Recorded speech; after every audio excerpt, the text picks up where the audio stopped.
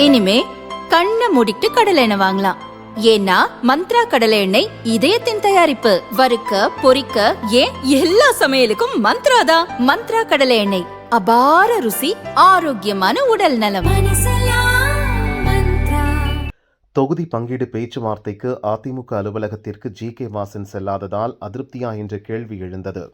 தேசிய ஜனநாயக கூட்டணியில் தமாகவுக்கு எண்ணிக்கைகள் குறித்து முடிவு எடுக்கப்பட்டது என ஜி.கே. வாசன் அறிக்கை மூலம் பதிலளித்துள்ளார். தேசிய ஜனநாயக கூட்டணியில் அதிமுக, பாரதிய ஜனதா, அமமுக, பாமக உள்ளிட்ட கட்சிகளுக்கு தொகுதி ஒதுக்கீடு செய்வதற்கான கூட்டம் சென்னையில் நேற்று நடந்தது. தமிழக பாரதிய ஜனதா தேர்தல் பொறுப்பாளர் பியூஷ் கோயல், அதிமுக பொதுச் செயலாளர் இபிஎஸ் முன்னிலையில் தொகுதி பங்கீடு இறுதியானது.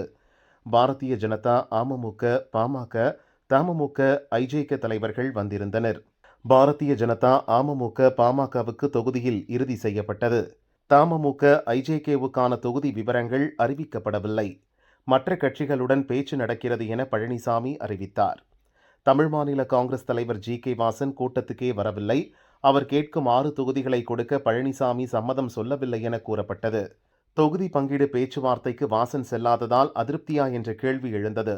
இந்த சூழலில் இன்று வாசன் விமர்சனத்துக்கு முற்றுப்புள்ளி வைத்துள்ளார். நேற்று இரவு நான் சென்னையில் மத்திய அமைச்சர் பியூஷ் கோயலை சந்தித்தேன்.